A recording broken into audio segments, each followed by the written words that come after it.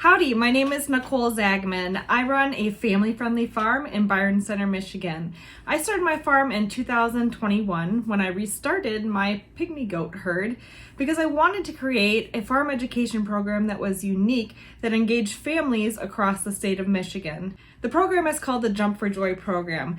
With a background in equine, dog, and art therapy, I wanted to create and develop a unique farm education program and travel the state of Michigan, impacting children and families through pygmy goats. The mission of the program is to spread joy through pygmy goats, and the farm's mission is to spread joy to others. Something I'm very passionate about is agritourism. I believe that agritourism is a way for farmers today to engage their local communities to not only create sustainable farm profits, but to create vibrant communities. Something else that I'm very passionate about is women in agriculture. There are specific barriers that prevent women from succeeding and advancing in this industry. Some of the disadvantages women face in the agriculture and farming industry is a disproportionate amount of women compared to our male counterparts in the industry. Another challenge that women have to overcome are access to land and to funding for their farm operations. A third problematic scenario is that many of the farmers who are retiring and building in their succession planning are passing off farm and farmland to male counterparts.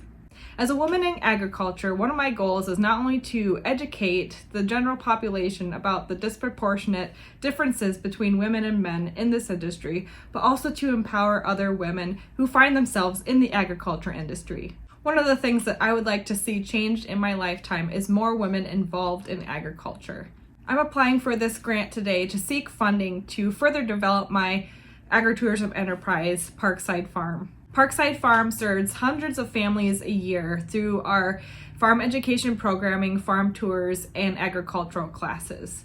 We also host many families throughout the year at our 100-year-old farmhouse for farm stays. Families come for different occasions and reasons, sometimes for family celebrations, reunions, weddings, or longer-term stays when housing is needed.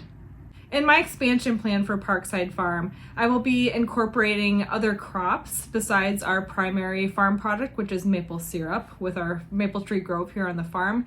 Cut flowers, pumpkins, and squash will be incorporated into our growing practices for the 2024 calendar year and beyond. We are focused on incorporating programming and sustainable farming concepts and aspects into our agricultural practices, prioritizing animal care and safety and well-being in all of our programs and farming aspects moving forward. Receiving funding from a grant like this would do a couple of amazing things for Parkside Farm. One, it would help us impact more families through our farm education programming. Number two, grant funding would allow us to further develop our educational programs for children, young adults, and our animal therapy programs. Thirdly, grant funds would help and work to support agriculture, and specifically women in agriculture. And lastly, funding would help us obtain our mission of spreading more joy to others in our community and beyond.